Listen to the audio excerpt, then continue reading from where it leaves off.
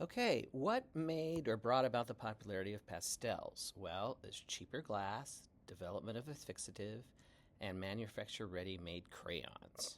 That's why there was a craze with regards to um, pastels in the time period that we're going to talk about today.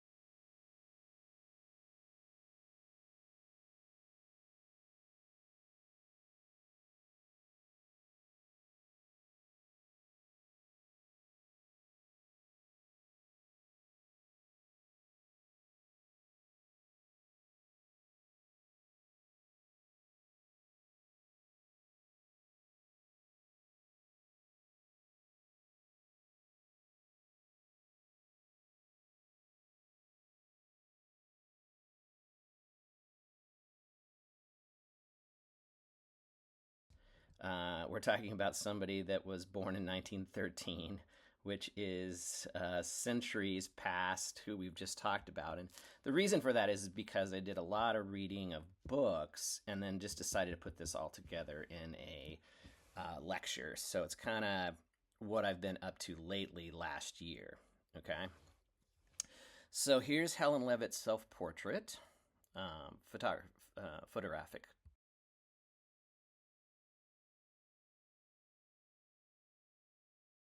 portrait. And then this is really interesting. There are small differences between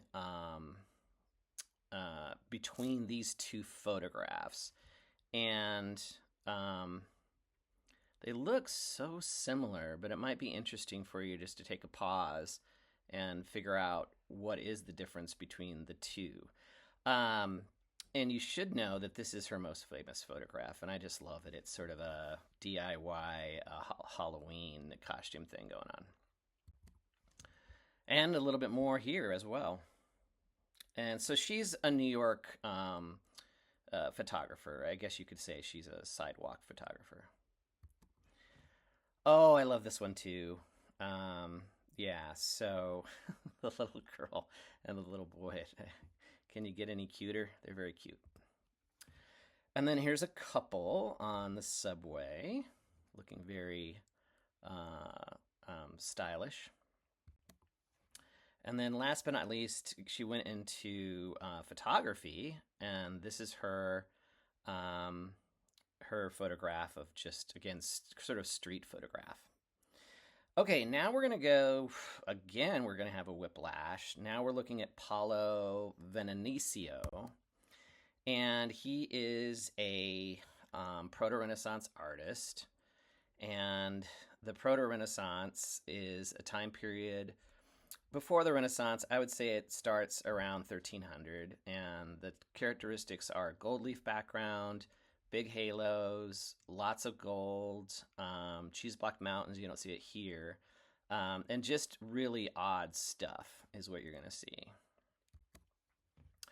And here's some stuff for music kids with some musical choir going on. Okay, and then this would be, it's not 14 Saints, is it? Okay, hold on a second. It's just a polyptych. So a polyptych is more than 3 panels. There you go. And then this is 14 Saints. There's a lot of them. It'd be fun to try and identify them. Okay, let's keep going. This is a diptych. It's the Annunciation. That's when Gabriel comes in and says, "Hey, would you like to be the mother of God?" And it looks like it's a portable diptych that you could just, have in your saddlebag. Ooh, and then here we go with a crucifixion with lots and lots of gold. So I would say, in particular, he's very much Proto-Renaissance with lots of gold. Okay, I don't know why, but I didn't know very much about Ming Smith until quite recently. She's an African-American photographer, and this is a self-portrait with camera from 1975. And then oh, right, okay, so this is Ralph Ellison's Invisible Man, 1952.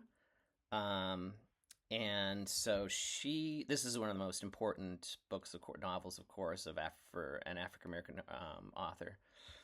And then this is her photograph, Invisible Man Somewhere Everywhere, that is influenced by Ming Smith. It's influenced by, Ralph Ellison. Okay, and then Jeff Wall, who is a Canadian photographer, does his own sort of version of The Invisible Man. This is, I think, the early parts of the novel.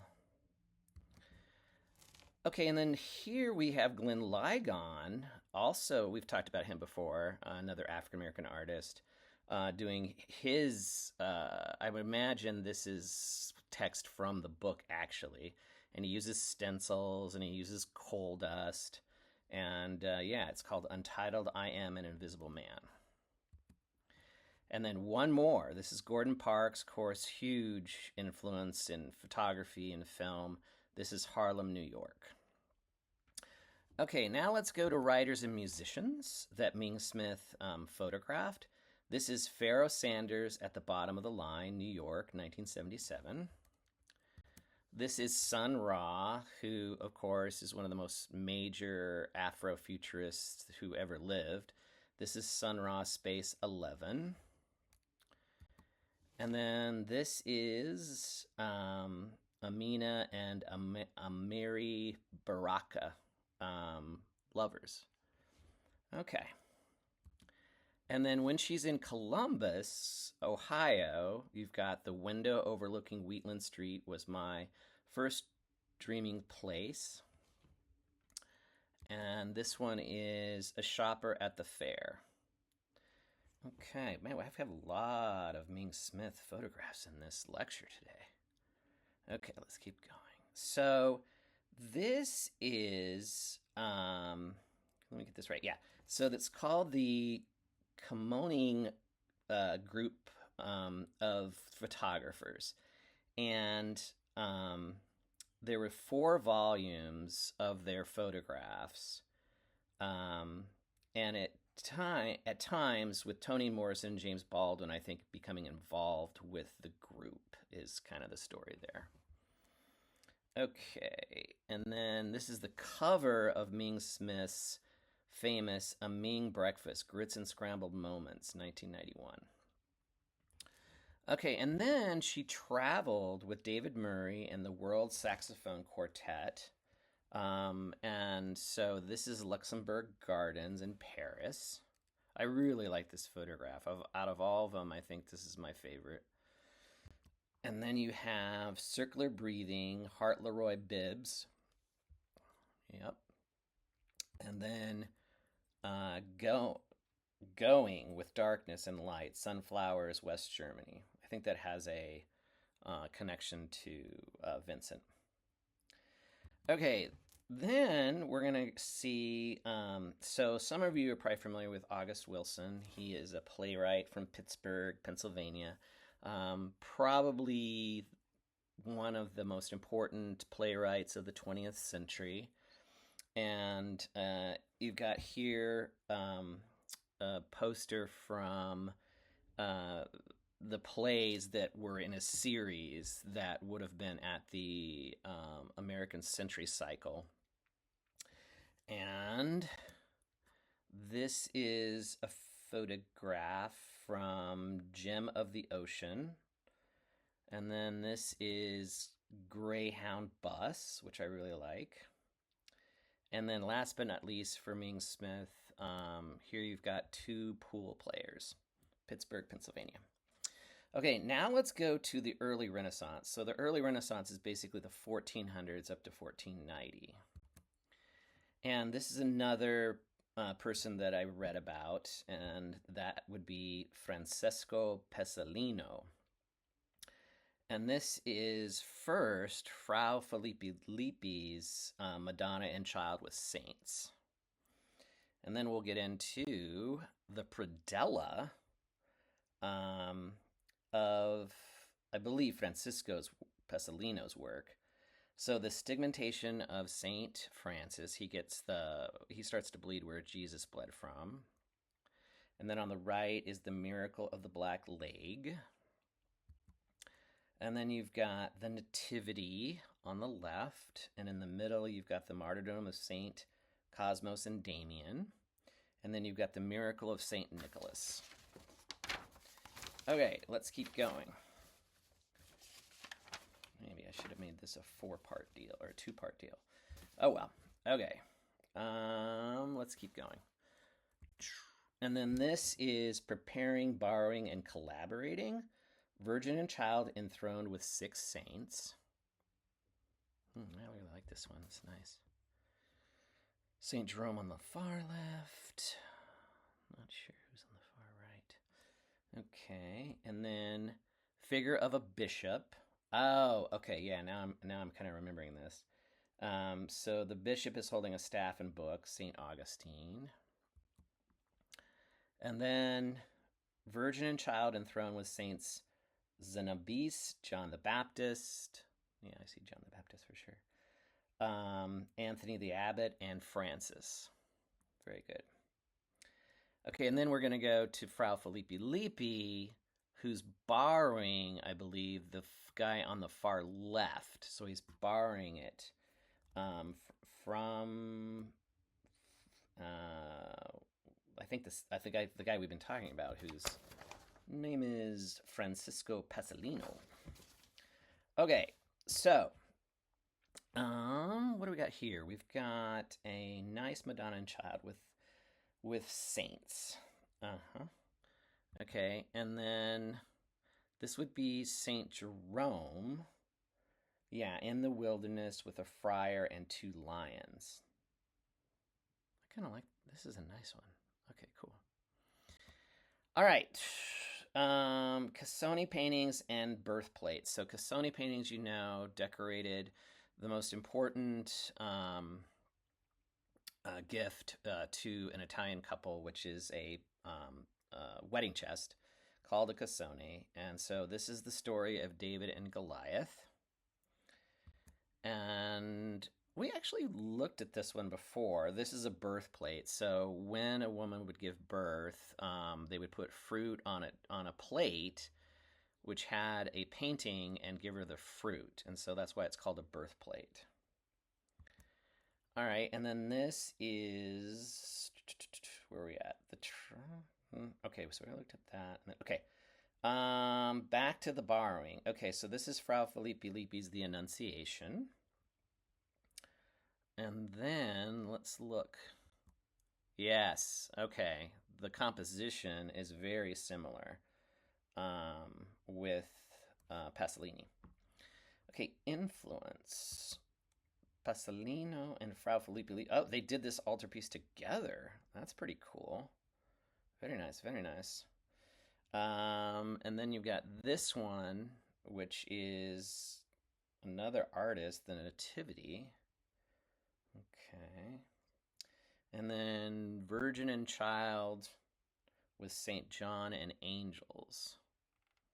Okay. Oh, all right. Yeah. I like this combination here. It's nice. Okay, now we're going to go to Robert Frank, who was German American, and his most famous book is The Americans, and this is usually on the cover. This is Trolley, New Orleans. 20,000 images on nearly 800 rolls of film for that book. Wow, that's a lot. 20,000 images. And that's before digital photography. So that's a lot of work. And this is his family, actually, on US 90 en route to Del Rio. This is another very well-known piece by Frank. It's called Parade Hoboken. And then you've got Ralph Uribe's sit-in members of the Congress for Racial Equality at Woolworth's lunch counter in New Orleans. And then you've got this very famous photograph of an African-American nanny, servant with the baby from Charleston, South Carolina. Okay. Other artists. Here's something from Gordon Parks. It's untitled, Nashville, Tennessee. And then you've got Jacob Lawrence's work. I don't know why I didn't put down the title there, but I think it's. I don't think it's from his Migration series. Hopefully not. No, I mean hopefully not in a way I screwed up. Okay.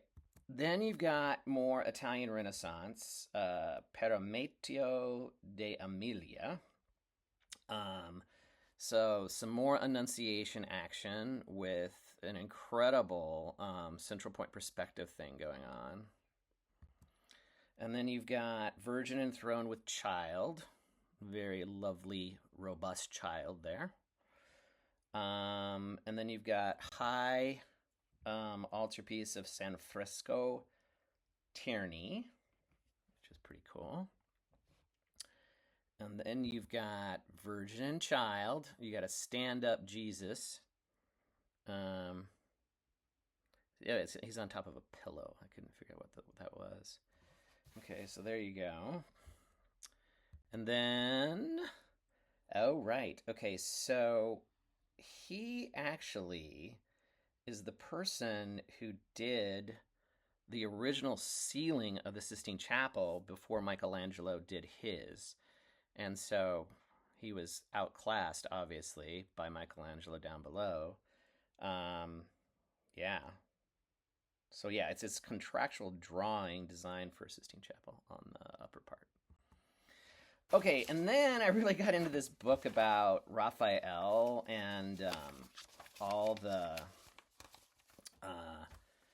the different Raphael paintings in the United States. And so this first one is from the Isabel Stewart Gardner Museum. It's Tommasio Inghberami, who was, if I remember right, he was a member of the Vatican, and I think he was, I can't remember what his position was, but he was definitely involved with the Vatican.